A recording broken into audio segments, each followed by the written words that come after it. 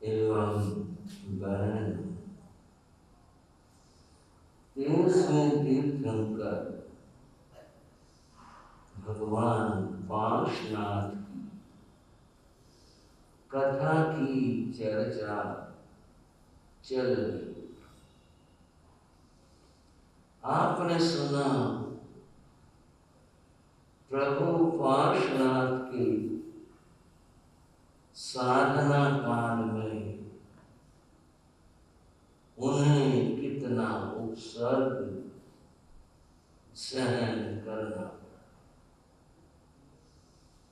और बड़ी समता के साथ प्रभु ने उस उपसर्ग को सहन किया। शांत रहे, राग द्वेष के विजेता बने और अंत में केवल ज्ञान प्राप्त। केवल ज्ञान प्राप्त करने के बाद प्रभु ने उपदेश भगवान महावीर की जीवन कथा को सामने लाई या भगवान पार्श्वनाथ की जीवन कथा को सामने लाई। और ये तीर्थंकरों की बात है, सभी तीर्थंकरों की बात समान हो, घटनाएं अलग अलग हो। ऋषभदेव प्रभु को आहार नहीं मिला, 13 महीने से भी अधिक भगवान आहार के लिए भ्रमण करते रहते। आहार यौन की घटना पार्श्वनाथ भगवान के ऊपर कमठ ने उपसर्ग किया, भारी कष्ट दिया। भगवान शांत और मौन। भगवान महावीर के जीवन में तो बहुत सारी घटनाएं। यहां में जो बात कहना चाहता वो यह है, साधना काल में सभी तीर्थंकर मौन रहे, बोलते नहीं, उपदेश नहीं देते हैं, मौन रहते हैं, साधना करते। उनके मौन रहने का कारण क्या? हम ये नहीं सोच सकते कि उस समय तक पता नहीं उनको ज्ञान तो 4 ज्ञान होते, हमें कुछ भी ज्ञान नहीं और हम लगे हैं कि तो 4 ज्ञान के साथ, लेकिन पूर्णता के बिना ये उपदेश नहीं। जब केवल ज्ञान हो जाता, पूर्ण हो जाते, उस समय उपदेश दे। मैं इस बात को यूं कहता हूं, एक व्यक्ति के पास बर्तन है, कल्पना कर लो कि कटोरा है और उस कटोरे में उस व्यक्ति दूध डालना शुरू, कोई पदार्थ, पानी, दूध, कुछ कटोरे में डालना शुरू।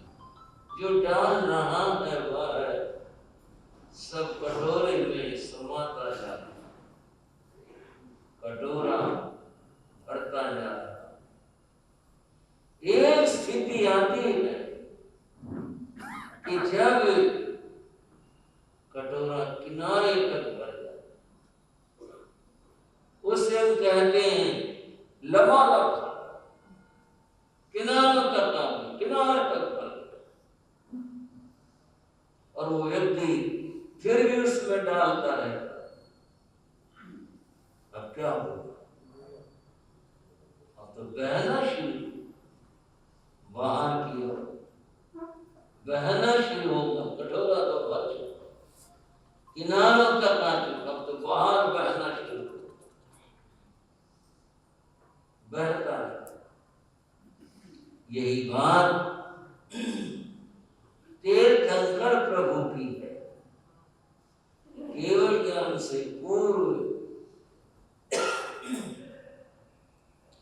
वे साधना कर रहे थे और जीवन का पात्र भरता जा रहा। केवल ज्ञान प्राप्त हो गया, अब पूर्ण, और पूर्ण होने के बाद वो चूंकि अनंत है, केवल ज्ञान तो अनंत है, अब वह बाहर बहना शुरू। पहले सब अपने तक था और अब बाहर बहना शुरू। ये बाहर बहना देश ना देना क्या है भाई? ये जो बाहर बहना शुरू हुआ, अब तक सब अपने में स्वयं में जमा था, पूर्ण हो गए, बाहर बहना शुरू हुआ। ये जो बाहर बहना शुरू हुआ, यह उपदेश देना, देश न देना है। आवाचन को उपदेश, पहला उपदेश त्रिपदी के रूप में होता,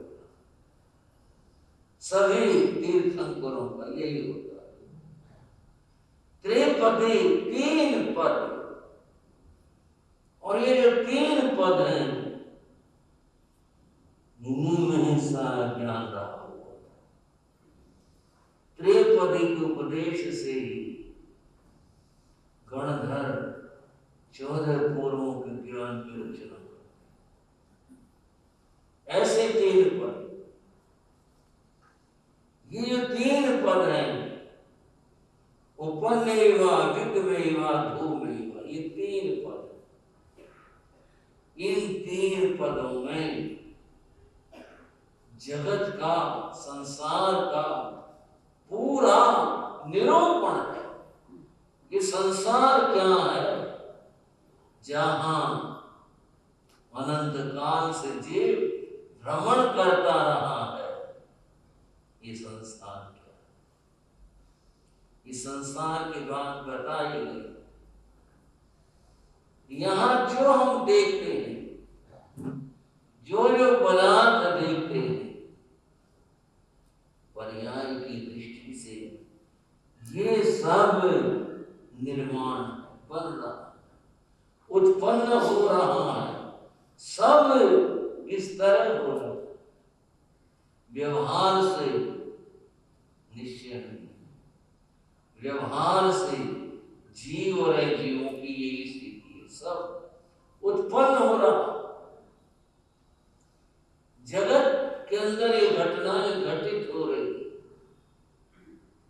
और दूसरी बात, जो उत्पन्न हुआ है, जो बना है, वह नाश को भी प्राप्त होगा, विलय भी होगा। ऐसा कुछ नहीं है कि जो सदा रहता रहे, वह विनाश को प्राप्त हो।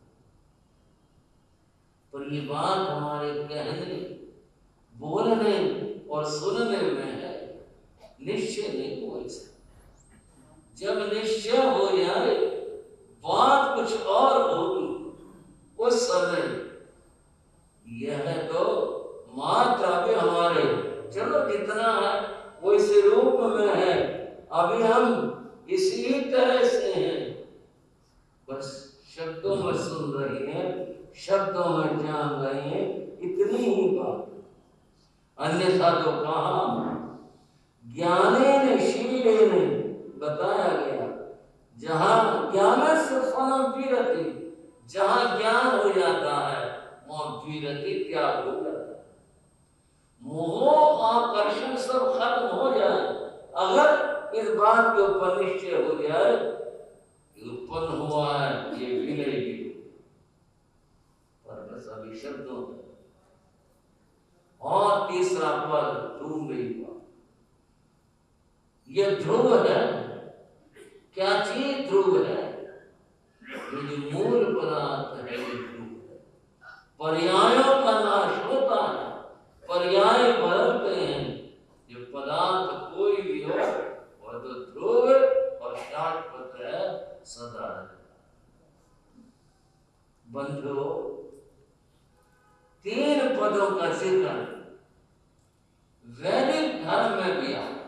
आप अब थोड़ा सा चौंके से होंगे, वहां क्या?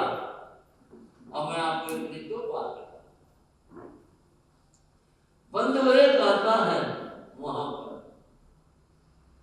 सृष्टि को लेकर के 3 तरह की सृष्टि वैदिक धर्म के अंदर बताई। उत्पन्न सृष्टि जो उत्पन्न होता है, वहां उत्पन्न सृष्टि शब्द है वहां पर। और फिर बताया विनष्ट सृष्टि जो नाश को प्राप्त होती है, शाश्वत सृष्टि और जो सदा रहती है। वहां इस भाव को सृष्टि शब्द के द्वारा प्रस्तुत किया। और मैं और दूसरी बात बता, त्रिपदी की, किस त्रिपदी में ज्ञान कैसे और क्यों कर। एक बार जब सृष्टि का निर्माण हुआ, वहां तो निर्माण मानते हैं पर, तो देवता, राक्षस और मनुष्य, ये 3 सृष्टि थी। ये तीनों मिल करके ब्रह्मा के पास में, और जाकर उन्होंने प्रार्थना की, आप हमें उपदेश दो, हम क्या करें, हमें क्या करना चाहिए, यह उपदेश प्रार्थना। तब ब्रह्मा ने उन्हें उपदेश दिया, और उपदेश क्या दिया? 3 अक्षरों का, एक अक्षर है, 3 बार उसका उच्चारण किया गया, इसलिए इसको त्रिपदी कहते हैं। और वो अक्षर था केवल द, अक्षर था द।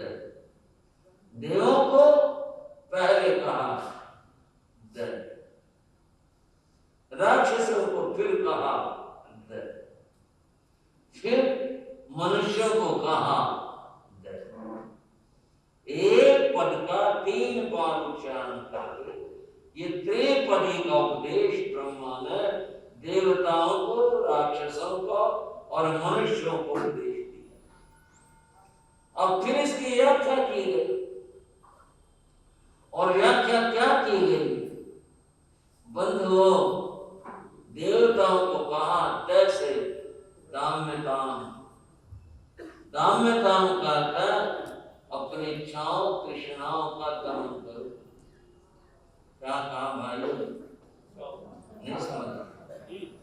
अपनी इच्छाओं का, तृष्णाओं का दमन, दाम्यताम दमन करो। देवताओं के अंदर भोगों की तृष्णा बहुत होती, अतएव उनको उपदेश दिया अपने तृष्णाओं का दमन करो। राक्षसों को उपदेश दिया दयताम, दया करो। क्या उपदेश दिया? राक्षस क्रूर, हिंसक उनका प्रवृत्तियां होती हैं, उनको उपदेश दिया दया से दया करो, सब जीवों के प्रति दया करो, सबके लिए दया करो, तुम्हारा भला इसी में।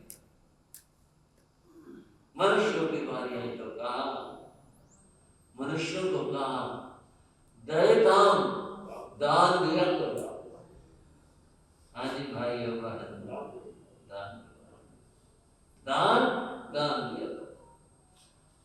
अब ये तीनों बातें सोची जाए तो बहुत महत्वपूर्ण। मनुष्य अगर दान करके संग्रह वृत्ति के ऊपर नियंत्रण हो जाए, संग्रह वृत्ति न रहे, आदमी संग्रह में लगा रहता है।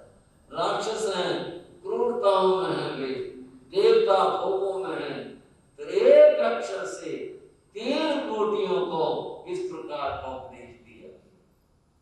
हमारे अपनी मूल चर्चा के ऊपर भगवान ने त्रिपदी का उपदेश दिया, और ये उपदेश देशना उस भरे हुए कटोरे के पैने के समान थे, जो जगत के कल्याण के लिए, संसार के कल्याण के लिए थे।